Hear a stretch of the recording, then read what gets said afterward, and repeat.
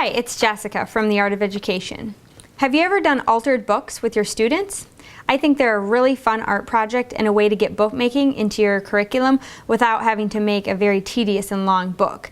Altered books involve taking an existing old book. You can find one from any garage sale or Goodwill or one that you have at home that you don't want anymore, and have students bring in a book of their choosing. A hardcover book is a must for an altered book project.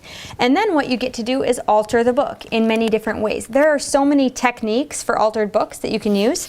And the first step, though, is to actually tear out a bunch of pages to give you room for all your interesting alterations you're going to make. So just instruct students to take a few sections out, tear 9-10 pages out in a couple different sections so you have some room to grow and add things. The next step is to just go wild with the techniques. You can show students all of the different techniques.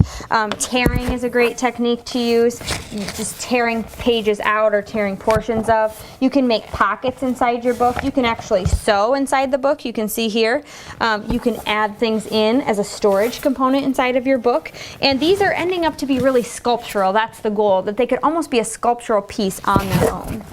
In my book, I added this section where I added some tabs and then some tearing to make like a gradiated tearing like ladder here. Here I actually took and taped a bunch of pages together to make it kind of thicker. You could make holes, you could make glue some different things in, make a window to peek through. There's just a lot of different applications. I picked a theme here. This was a decorating book, so I kept with that theme throughout the entire altered book.